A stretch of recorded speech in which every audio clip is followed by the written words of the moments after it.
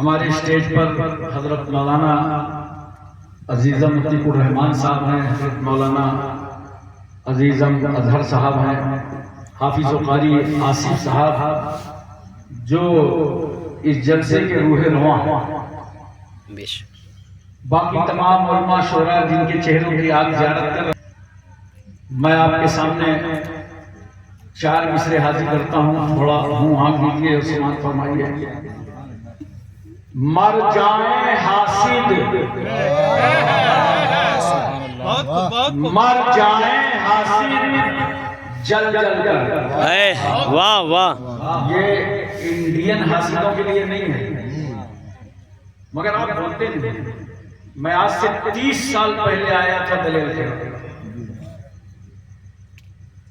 بہت سارے بچے جوان ہو گئے ہوں گے اور بہت سارے بوڑھے اللہ کو پیارے ہو گئے ہوں گے، اور وہ جلسہ چندہ کر کے ہوا تھا، بہت مجمع تھا پور و جوان، اور آج اللہ تعالیٰ نے دلیل کھیڑا پر اتنا اپنا کرم و فضل فرمایا کہ اس طرح کا جلسہ ہر گھر سے ہو سکتا ہے۔ سبحان اللہ۔ تو یہ انڈین حاسدوں کے لیے نہیں ہے، حضور صلی اللہ علیہ وسلم کے شہزادے معظم حضرت ابراہیم کا مثال ہو گیا، تو کفار مکہ نے کہنا شروع کر دیا کہ محمد صلی اللہ علیہ وسلم کی اب نسل کیسے چلے، نعوذ باللہ من ذالک۔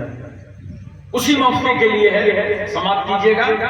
مر جائیں حاسد جل جل کر، غم مت کر اے میرے پیغمبر، واہ واہ، غم مت کر اے میرے پیغمبر، دیتا جا بھر بھر کے ساگر،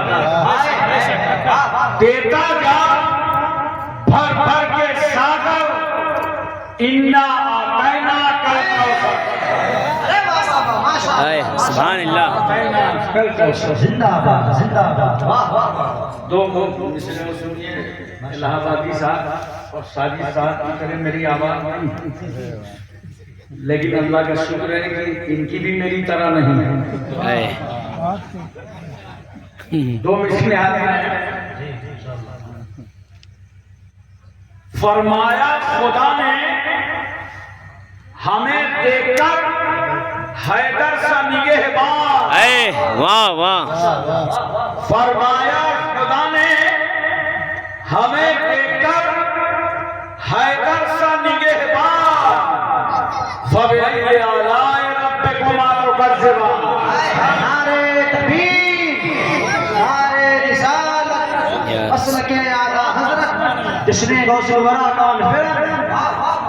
دو مصرے اور محبت سے سنیے۔ دلوں میں بغض علی اور جنت کا جنون، دلوں میں بغض علی اور جنت کا جنون، ان للہ و انا الیہ راجعون۔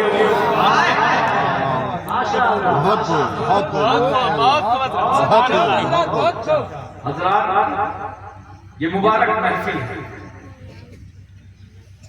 اس مٹی کے مقدر پہ ناصر ہے جہاں یہ جلسہ ہوتا ہے۔ جانتے ہیں جب اس طرح کی محفلیں ہوتی ہیں تو کچھ فرشتے روئے زمین پر گشت کرتے ہیں، اور جب ذکر کی محفل مل جاتی ہے تو فرشتے آگے وہاں ٹھہر جاتے ہیں۔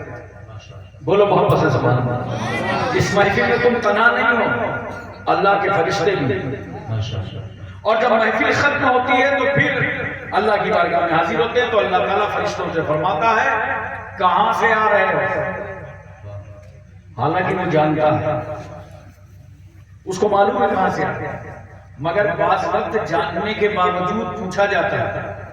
اللہ پوچھ کیوں رہا ہے؟ پوچھ اس لیے رہا ہے کہ اپنے بندوں کا ذکر فرشتوں کی زبان سے کروانا چاہتا ہے۔ واہ، کہاں سے آ رہے ہیں؟ اچھا، ایک بار اللہ نے پوچھا تھا حضرت موسیٰ علیہ السلام سے، مَا تِلْكَ بِيَمِينِكَ، موسیٰ تمہارے ہاتھ میں کیا ہے؟ تو کیا اللہ کو معلوم نہیں کیا ساری یہ ہوئے؟ معلوم ہے۔ اللہ کیا فرماتا ہے؟ موسیٰ تمہارے ہاتھ میں کیا ہے؟ قَالَ عَصَايَ، کہا میرے مولا یہ میرا عصا ہے، ڈنڈا ہے۔ یہ بات اللہ پوچھے تو کوئی سوال نہیں کھڑا کرتا، اور یہی بات اگر رسول اللہ پوچھ لیں تو ہزاروں دروازے کھل جاتے ہیں کہ نبی کریم صلی اللہ علیہ وسلم کے دروازے پر جبریل امین آئے، دستخط دیا، دروازہ کھٹکھٹایا، پیغمبر نے پوچھا من انت، تم کون ہو؟ تو اب ذرا سے تو لوگ ایمان خراب کرنے لگے، کہا رسول کو دروازے کی خبر نہیں تھی، اس لیے تو پوچھ رہے تھے کہ تم کون ہو۔ تو پوچھنے سے یہ مطلب نہیں ہوتا کہ علم نہیں تھا۔ اللہ نے موسیٰ علیہ السلام سے پوچھا تمہارے ہاتھ میں کیا ہے؟ کیا یہی سوال اللہ پر کرو گے؟ ارے حکمت تو دیکھو مصطفیٰ جان رحمت کی، نبی نے فرمایا تمہارے ہاتھ میں، نبی نے فرمایا تم کون ہو؟ قال انا جبریل، کہا یا رسول اللہ میں جبریل ہوں۔ اب ذرا توجہ کیجیے، اگر نبی کریم صلی اللہ علیہ وسلم نے بغیر پوچھے دروازہ کھول دیا ہوتا تو قیامت تک پوری امت کے لیے بغیر تحقیق کے دروازہ کھولنا سنت رسول بن جاتا۔ اب جب آپ کے دروازے پہ 12 بجے رات کوئی آتا، آواز دیتا، بچہ کہتا پوچھنے کون ہے پاپا، تو پاپا کہتے بیٹا پوچھنا مت ورنہ سنت قضا ہو جائے گی۔ رسول نے تو بغیر پوچھ کر کے کھولا تھا، تو پتا چلا سنت ادا کرنے گئے تھے، میرے نبی کی سنت میں نقصان نہیں ہوتا، نفع ہی نفع ہوتا ہے۔ تو نبی نے پوچھ لیا کہ تم کون ہو؟ کہا میں جبریل ہوں، تاکہ قیامت کی صبح تک میری امت کے لیے آنے والے کا نام پوچھ کر کے دروازہ کھولنا سنت مصطفیٰ بن جائے۔ آپ توجہ کیجیے ذرا سا، تو اللہ فرماتا ہے فرشتوں کہاں سے آ رہے ہو؟ مولا تیرے بندوں کی مجلس سے آ رہے ہیں۔ اللہ فرماتا ہے فرشتوں میرے بندے کیا کر رہے تھے؟ فرشتے کہتے ہیں اے اللہ وہ سب اللہ ہی اللہ کر رہے تھے، تیرا ذکر کر رہے تھے، تجھ کو یاد کر رہے تھے، تیرے محبوب کے نام کے نعرے لگا رہے تھے۔ تو اللہ فرماتا ہے یہ بتاؤ فرشتوں ان بندوں نے مجھے پہچانا کیسے؟ فرشتے کہتے ہیں کہ میں ملا بالغیب بغیر دیکھے تجھ پر ایمان لے آئے۔ ایک دیکھنے والے کا کہا مان لیا ہے، ہم نے تجھے بھی دیکھے خدا مان لیا۔ حضرات مجھے اس مقام پر صرف ایک بات بتا دیجئے کہ جب فرشتے کہتے ہیں بغیر دیکھے ایمان لے آئے، اللہ کیا فرماتا ہے؟ اللہ فرماتا ہے فرشتوں جنت میں ایک محل تیار کر، اور سنو تم سب گواہ ہو جاؤ، جتنے بندے اس محفل میں شریک تھے میں نے سبوں کی بخشش فرما دی۔ سبحان اللہ سبحان اللہ۔ دیکھا نبی کے ذکر کی محفل کی برکت۔ اور ایک بات اور میں بتا دوں، ابھی تقریر ہوگی، سلام ہوگا، پھر دعا ہوگی۔ دعا کے کیا فائدے ہیں؟ مجلس کا فائدہ تو مل گیا آپ کو، دعا کا فائدہ تو جانتے ہو؟ بہت سارے لوگ تو ملتے ہیں ہم کو اور کہتے رہتے ہیں کیا کام ہے حضرت، دعا کرتے ہیں دعا قبول نہیں ہوتی، رمضان شریف میں کیا، عید میں کیا، جمعہ میں کیا، شب قدر میں کیا، شب برات میں کیا، عرس میں جا کر کے کیا، معراج النبی میں کیا، میلاد النبی میں کیا، دعا ہی نہیں قبول ہو رہی۔ حقیقت کیا ہے دلیل کھیڑا والوں؟ میں نے اس سے کہا تم غلط بول رہے، دعا نہیں قبول ہو رہی، دعا نہیں پوری ہو رہی۔ یہ مت بولو، بولنا ہے تو یہ بولو ڈیمانڈ نہیں پوری ہو رہی۔ جو خدا سے مانگا تھا نا 4 منزلہ مکان مل جائے، ایسا پلاٹ مل جائے، ایسا کاروبار مل جائے، وہ نہیں ملا، اولاد مل جائے، وہ نہیں ملی۔ تو یہ مت کہنا کہ دعا قبول نہیں ہوئی، کہنا ہے تو یہ کہنا ڈیمانڈ پوری نہیں ہوئی۔ کیوں؟ اس لیے کہ جو آپ دعا کرتے ہو اپنے رب کو یاد کرتے ہو، ارحم الراحمین، قاضی الحاجات، مولا، کبریا، کبیر، خبیر، سمیع، بصیر، اے اللہ تو رزاق ہے، ہم مرزوق، تو رحیم ہے، ہم مرزوق، تو ناصر ہے، ہم منصور، تو حاکم ہے، محبوب، تو قادر ہے، ہم مقدور، تو مسجود ہے، ہم ساجد، تو معبود ہے، ہم معبود۔ للہ ملک السماوات والارض، زمین و آسمان کی بادشاہت اللہ کے لیے ہے۔ للہ ملک السماوات والارض، اللہ کے لیے وہ سب کچھ کر سکتا ہے، وہ ہر چاہے پر قادر ہے، بغیر اس کی مشیت کے ایک ذرہ حرکت نہیں کرتا۔ یہ دعا کرتے ہو نا، زبان سے دعا کرتے ہو، آنسو بہا کے دعا کرتے ہو، تنہائی میں دعا کرتے ہو، یاد رکھنا اگر ڈیمانڈ پوری نہ ہو تو یہ جو دعا کیا ہے نا، اللہ کو یاد کیا، اللہ اس کے صدقے میں تمہارے ساتھ ہونے والے حادثے کو ٹال دے گا۔ واہ واہ، اگر کوئی حادثہ ہونے والا ہوگا تو اس دعا کے صدقے میں اللہ اس کو ٹال دے گا۔ اب آپ سوچ رہے ہوں گے کہ حادثہ تو اللہ جانے ہونے والا ہے تھا یا نہیں، چلو بالکل بات سچ ہے، ہمیں تو دیکھنا ہے ڈیمانڈ ہماری پوری نہیں ہوئی، حادثہ اللہ کے علم میں ہے۔ تیسرا فائدہ سنو دعا، مان لیجئے کوئی حادثہ بھی نہیں تھا تمہارے ساتھ اور تمہارے تمنا بھی پوری نہ ہوئی، تیسرا فائدہ سنو، یہ جو خدا کو یاد دیا ہے نا دعا میں، میدان حشر میں اللہ تعالیٰ تمہارے نامہ اعمال میں نیکیوں کا اضافہ فرما دے گا۔ تو اس وقت مومن بندہ کیا کہے گا، کاش ہماری اور دعائیں نہ قبول ہوئی ہوتی اور آج سب کا فائدہ میدان حشر میں مل گیا ہوتا۔ اس لیے ان محفلوں کی قدر کرو مسلمان، بڑی اچھی مجلس میں بیٹھے ہو، بہت اچھی محفل میں بیٹھے ہو،